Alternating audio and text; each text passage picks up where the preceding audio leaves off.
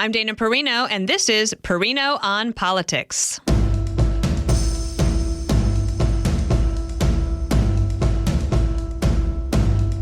Happy New Year, everyone. Welcome to 2024. Yes, we are underway. Here's the election year we've been talking to you about for 4 years, 3 years, 2 years, and now 1 year. And here we are.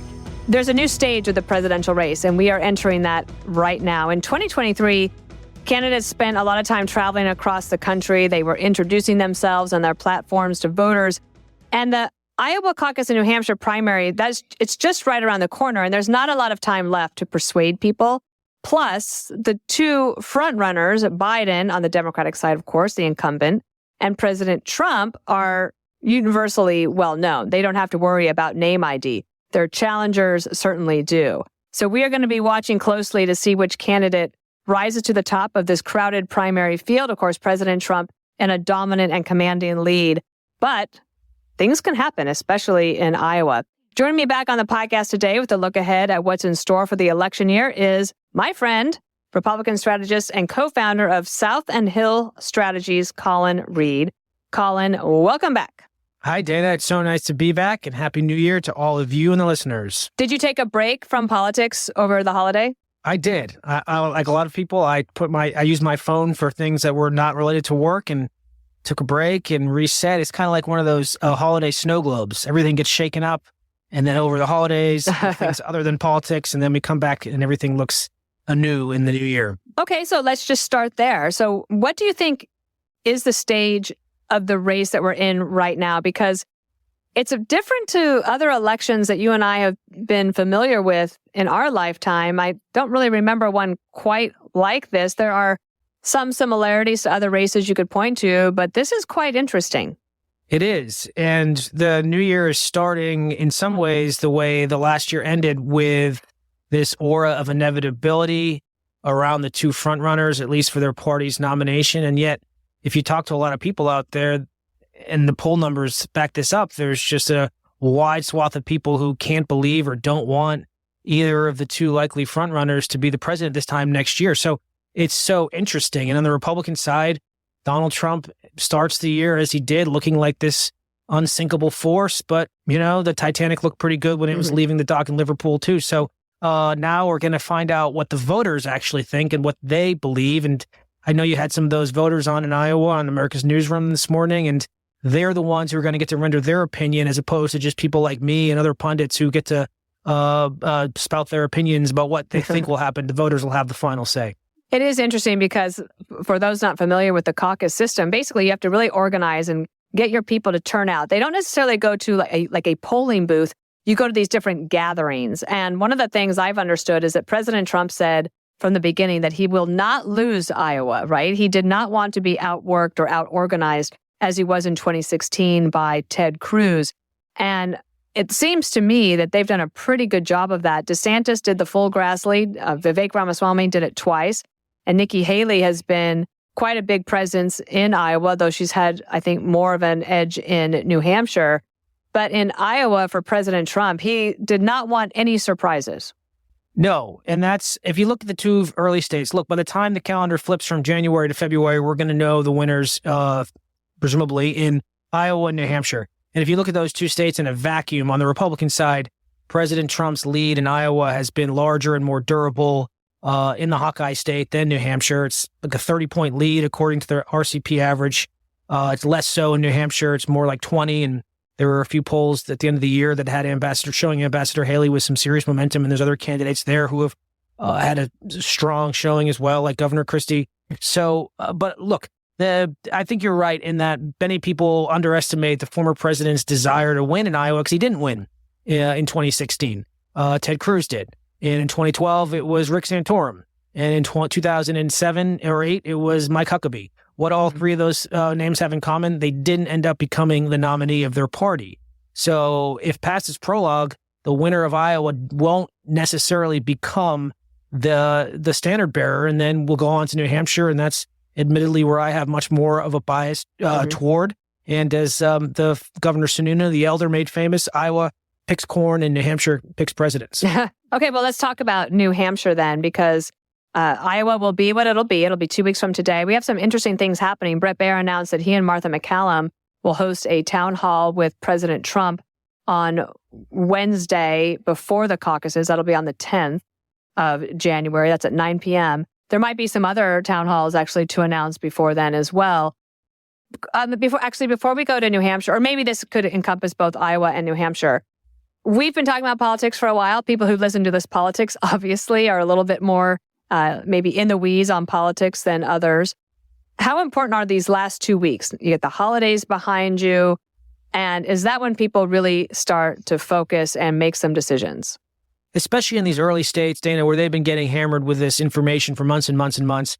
And now both states are famously late breaking. They tend to make up their minds late. We're generally, as a rule of thumb, we're moving out of the persuasion phase and into the get out the vote phase, but with some big caveats. There are some debates coming up in Iowa and New Hampshire, very close to when people will actually caucus or cast their votes that will potentially be determinative. I saw the interview with the former president that you all announced on America's Newsroom. So that's certainly a very noteworthy event that could have ramifications in terms of how voters are making up their minds. But generally, we're getting away from, hey, what do you think about this candidate or that candidate, and more so getting them out to vote. And that's at a different phase. And we're also getting into the expectations game. And it's possible to win one of these races and still lose. As odd as that might sound. I mean, we talked about the aura of inevitability around former President Trump. If he performs less so than the 30-point lead he had in Iowa, it's very possible for somebody to say, hey, this guy doesn't have that strength that he's been suggesting. The voters have a different point of view than the pollsters have had. And all of a sudden, that second place finisher can spend 8 days in between Iowa and New Hampshire pounding that case and making the case that he or she should be the one to carry that flag forward. In New Hampshire, people can register. Well, if you are registered with a different party, you can still vote in the Republican primary, and vice versa. Two really interesting, really interesting things in New Hampshire. One, up until last fall, Democrats could register to vote in the Republican primary. Two, independents now until the day of the primary day. There's no early voting in New Hampshire. They can vote. They can pull a lever in the Republican primary. And the largest swath of the electorate is independents or unenrolled. New Hampshire's famously, it's not dominated by one political party or the other. It's why the independent vote is so interesting. And three, and it ties back into both of these, is the incumbent Democratic president, Joe Biden. His name is not on the ballot on the Democratic side. So there's a whole lot less to compete for if you're a middle of the road or if you're a Democrat. Yeah, what are you going to do? You're going to go write Joe Biden's name in? It seems pretty unlikely. Can you remind people why Joe Biden's not on the ballot in New Hampshire?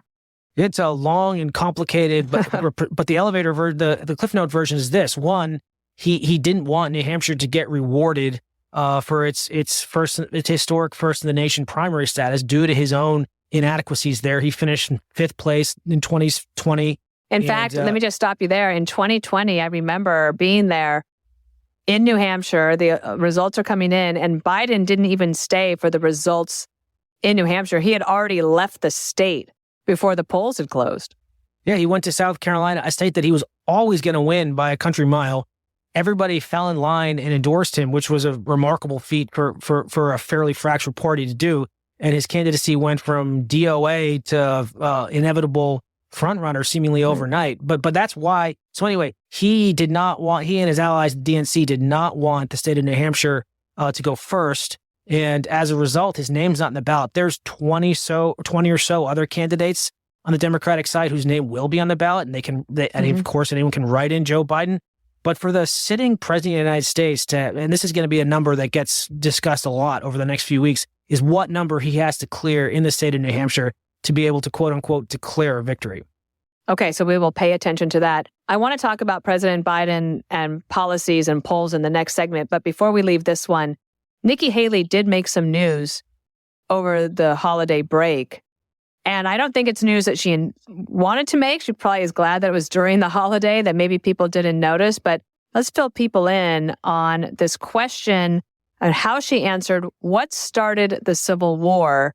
And her simple answer was not slavery. it was more of a complicated answer about states' rights, which in the long run, yes, of course, that also included that. But slavery was obviously the point, and her rivals, DeSantis, Trump, Christie, and Biden all came after her pretty hard. Yeah. And first, this speaks to the importance of these early states because that event happened at a town hall meeting. And Nikki Haley's done a lot of town hall meetings. Governor Christie, that's his trademark up there in New Hampshire, is town hall meetings. Other candidates have done the same. And these unscripted settings where you just take questions from voters directly about what's on their mind, that is the hallmark of these early states. That is why these states have the importance they do, and that is why they should remain at the top of the calendar. Now, her answer, by virtue of doing these town halls so many times, at some point you're inevitably going to have a question you wanted back. But it's very difficult, of course, to see Joe Biden in his state being able to conduct that kind of setting. So that's point one, which is town hall meetings matter. And there's a reason why a guy like Joe Biden doesn't want to do them, because he can't.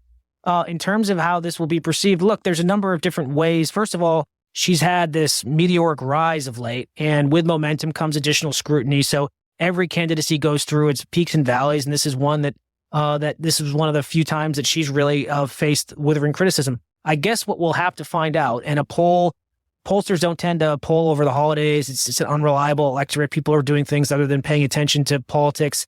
We'll see how much this hurts her, and whether or not it gets viewed as, one, her giving a South Carolina answer in the state of New Hampshire, where there's different views on how the Civil War is perceived, or two, and this is where it could potentially be more damaging to her candidacy, because I don't think anyone thinks Nikki Haley is a racist, given her views on the Civil War, given what she did with the Confederate flag over there, but it's more an issue of whether or not she is willing to say different things to different people, and that can theoretically undermine a candidacy's credibility and authenticity. And we've seen candidates time and time again where that starts to stick. And, time will tell. We don't have a poll. We don't know. This could have been a holiday week kerfuffle that got blown out of proportion because there were reporters who needed content, or it could be something else. But it's too early to tell whether this is a John Kerry 2004 windsurfing moment.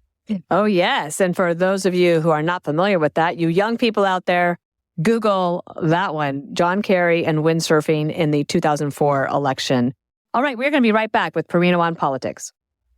And we are back with Perino on Politics. Colin, I want to discuss President Biden, and I'm just mystified, I guess, that the Democrats seem to have this anxiety that they know that the president is very weak, that they know he's not able to actually, or even willing actually, to change anything to make their circumstances better. I just honestly almost feel like things are so out of whack. It's almost professionally insulting if you're in political communications to look at this and say, how do they not see how bad the situation is? It's his overall approval number, but also they are creating a whole new swing voter of young people, Hispanic voters, and African-American voters that could turn this election around. Karl Rove was on America's Newsroom, and he had this whiteboard that showed just a change in a little bit of those voters going from Biden to Trump or to a third party would just devastate the Biden coalition. And yet they just seem to be whistling past the graveyard. It's weird to me. How do you see it? I think there's two ways to look at this. One, there's the numerical issues. 72% of people don't want Biden to seek re-election. Roughly the same think he's too old to be president. And those are issues that people have eyes. People can judge for themselves whether or not he's up for the job, and there's nothing they can really do about it. Father Time is undefeated. But so that's one. The other thing I would say is President Biden didn't necessarily win in 2020, as in President Trump lost and President Biden was the vessel. But it wasn't as though people were getting behind the idea of Joe Biden, the candidate. They just wanted something else than what they had. But from that point forward, President Biden didn't govern like that. He governed as though he had a mandate. He governed as though he'd won this huge, sweeping coalition victory with all sorts of people flocking to his message. And the legislation he's pushed thus far has not been anything. It's been further to the left than Barack Obama. It's been further to the left than, you could argue, FDR. And I think he might, and Biden might keep his primary electorate happy. But this election is going to be decided between 60 on the low end and 400,000 voters in 6 states, basically 6 battleground states. And voters like that didn't sign up for all the green giveaways, for these Green New Deals, for all the stuff that Biden has pushed and pushed and pushed as this far left candidate. That's not what they got. They wanted something new. They wanted someone who was going to bring the country together. So the candidacy of Joe Biden has not been fulfilled by his performance in office. And that's where I think you're seeing a lot of those folks in the middle turn off. Now, to your point, I'm sorry this is a long question to a short answer. No, it's great. A lot of his voters in the left are also restless. There's key parts of his constituency that are falling off because of what he's doing in Israel, because they don't perceive him as being far enough left. So he's stuck between a rock and a hard place. But these elections, these general elections, are always decided by people in the middle.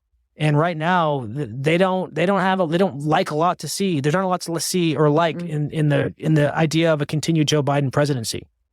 I'm going to run a theory by you that I've kind of just crystallized in my mind. So the Biden team and people who are anti-Trump or never Trump will say Trump is a chaos president. He causes chaos. He attracts chaos.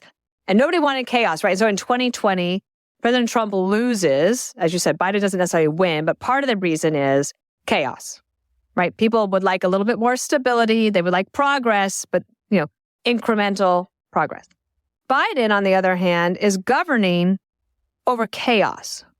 So there is chaos at the southern border. I've never seen anything like it. How the White House can look at these images every day that they are no doubt seeing. I know that they at least keep one eye on Fox News. But it's not just Fox News. This weekend on Meet the Press and on the Sunday show, CBS Sunday Morning, they're all talking about it. I see the little tree every morning where they have in our studio. While our show is on, America's Newsroom, you can also see CNN, MSNBC, and Fox Business. MSNBC and CNN are also covering the border, not like extensively necessarily. They might have a different perspective, but the images are out there and people see the chaos. There's also crime, and it feels chaotic. You live in the nation's capital. There's obviously that. The White House will say, well, look at the statistics. Crime is down. Well, murder is down in some places, yes, but crimes that make people's lives tolerable, especially in cities, those crimes are up. And a lot of those crimes are not being prosecuted, so therefore, they are not recorded. There is also chaos in foreign policy.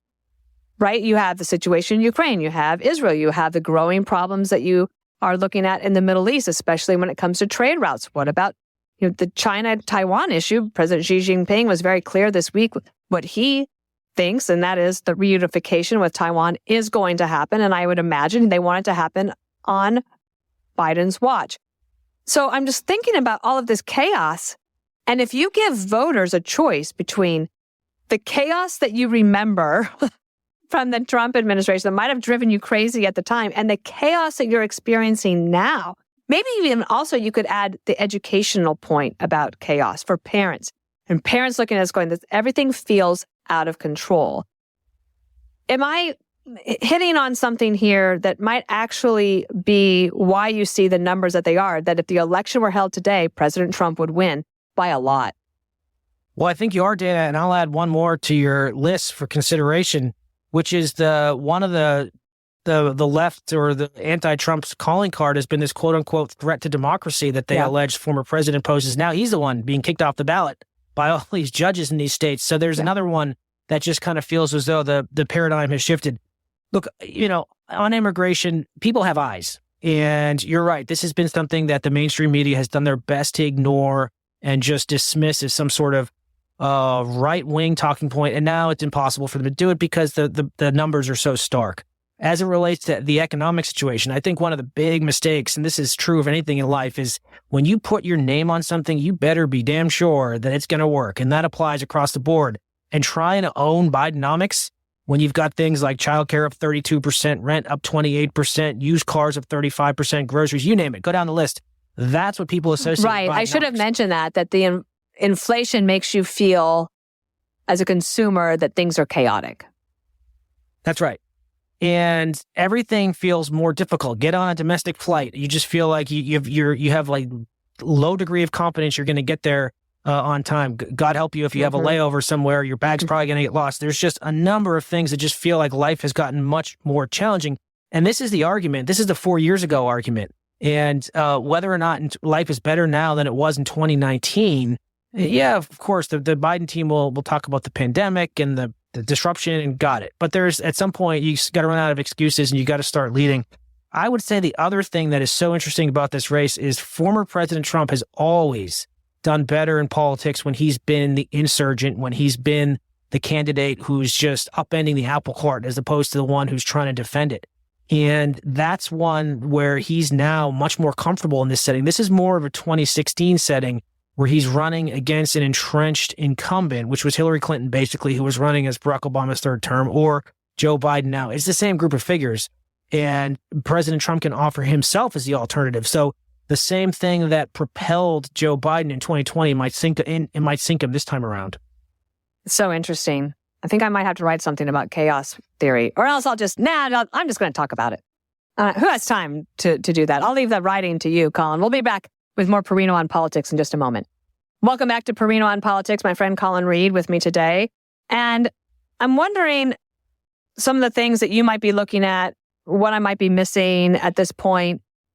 Something I've been thinking about is the role of technology in this next election, artificial intelligence. What do you see on that front in terms of people needing to be aware that we could see some sort of deep fake audio or video, whether from one campaign against another or from a foreign government into our politics. And I'm not sure how we're going to deal with that.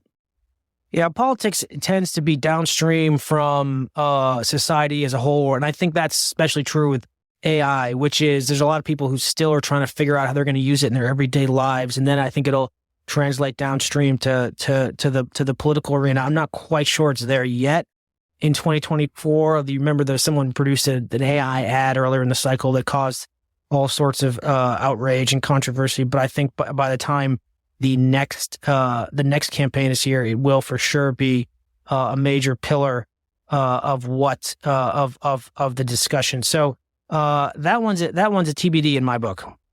And then we have the situation on Capitol Hill, which is there's a new speaker, Mike Johnson. He's got a big task in front of him. 17 days from today, today is January 2nd. 17 days from today, the government would run out of money again. And the Republicans are saying, we are going to demand some changes, especially on border policy, before we fund the government. You've got Ukraine needing aid, Israel needing aid, a White House that feels, to me, completely on their back foot, unable to lead or persuade. And you only now have 220 Republicans. There's 213 Democrats. There's 2 vacancies. Basically, I'm just giving you those numbers, everyone, so you understand the margins are so small. And you have a lot of Republicans that make up the coalition that won in districts where Biden carried the day. Now, Biden might not carry the day in those districts again, but the Democratic Party has their sights on those districts to change them. So you've got some wild politics going into this next 17 days. It is. Add that to the list of other unprecedenteds heading into this election year, because typically what happens is Congress kind of fades away. The president will do his State of the Union, his or her State of the Union, and then in late January, early February, and then from there, the presidential race takes over, and those two party standard bearers kind of take over. It hasn't worked that way thus far because of all the chaos that's surrounded Capitol Hill. You're also, Dana, flying into this situation where the House, which is the control of the House, which is so razor thin, is likely to be determined by the presidential top of the ticket, whereas the Senate, no matter how you slice and dice it, the Senate is going to be uphill sledding for the Democratic Party, given the incumbents they have in states that are red, no matter how you chalk it up. So it's not unheard of that the Republicans could theoretically struggle to maintain control of the House while adding to their Senate majority, and we could go back to divided government no matter how you look at it, but in reverse order than where we're at right now, where Republicans have the House and Democrats have the Senate.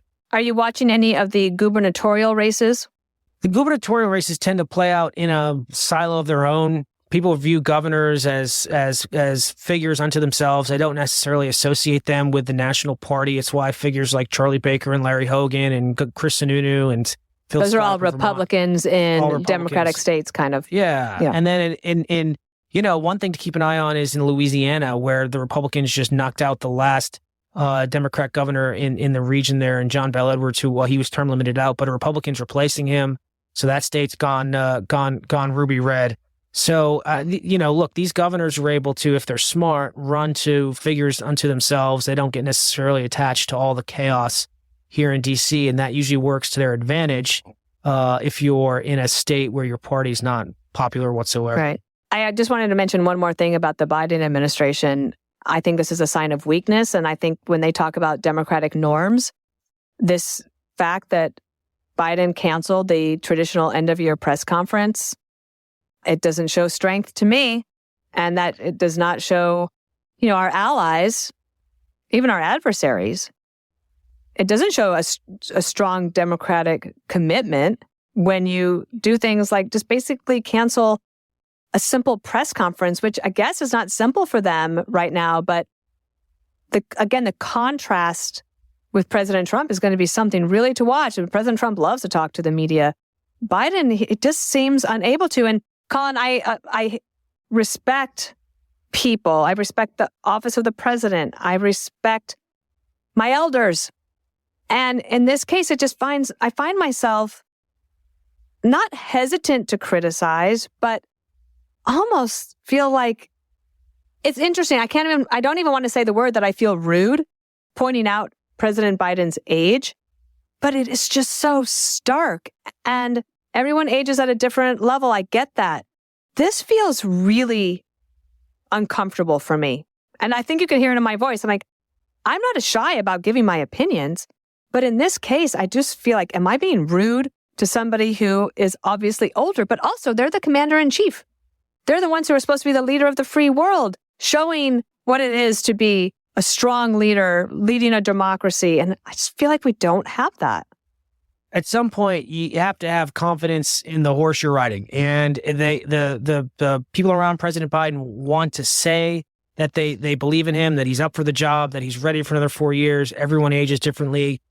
Find some new jokes that they can insert there. But the thing is, they do things like they cancel press conferences. Or what I find particularly galling is when he'll go out and say something that doesn't make any sense, and then they'll have some unnamed advisor in the press saying, well, that's not actually what he meant. He meant this. And it can be, I remember in the fall, it was about issues like China and Taiwan and foreign policy. And the press, the rest of the mainstream media has to hold them to account because of who's in charge here. Right. And to just be undermined by your staff. You're the commander in chief. Do you know what drives me the most crazy? And this will be the last point I make. The White House will want the president to make a little news. And so they will use an opportunity when he's walking out to Marine One or coming back from an event and the helicopter blades are still whirring and his voice is so weak he can't project. So you can't actually pull a soundbite out of that. No one's going to be able to use that. And sometimes you have to put the caption underneath so you can actually understand what he was saying. And this is how they try to make news. That drives me up a wall. Here's one of the big mistakes they're making, and politics at its core is not that complicated. But give people a choice between strong and weak, and they'll take strong every time. And no matter how you look at it, President Biden is not checking that strong box. Okay, I think that's a good place to leave it. But we have a little quiz, and you get to choose between 3 categories: candidate LinkedIn, presidential potpourri, or presidential pets. Oh, no, Dana does sports. I guess we'll go back to the pets. Okay. The Reagans had several pets during their time at the White House, including 2 cats who were named A, Bonnie and Clyde, B, Cleo and Sarah, or C, Starsky and Hutch. Wow. Boy, that's a tough one. I didn't even know they had cats, and I know a lot about the Reagans. Yeah. I'm gonna go with B. Oh, good choice. Cleo and Sarah. Those were the names of the cats. I'd like to say I knew it, but I'll be honest, it was a blind guess. Yeah, that is so interesting. I'm for dogs in the White House, but also, one thing, I have another theory. When something is going wrong for a White House, like everything goes wrong. It's so hard to get a foothold so that you can climb back up. And when Biden's had to get rid of his dog, Commander, and send him off to go and live somewhere else because he was biting Secret Service agents at the White House, I was like, these guys can't buy a break. They just can't. Even their dog. Yeah. What's the old saying? If you want a friend in Washington, get a dog. President Biden couldn't even do that. And Charles Krauthammer used to say, if you want a friend in Washington, get a dog. But actually, you should get two in case the first one turns on you. Which would never happen to you. You have Tilly, and we love that dog indeed. Colin Reed, thank you so much for being on Perino on Politics, and Happy New Year, everyone. Thank you, Dana. Always great to be here. Listen ad-free with a Fox News Podcast Plus subscription on Apple Podcasts, and Amazon Prime members can listen to this show ad-free on the Amazon Music app.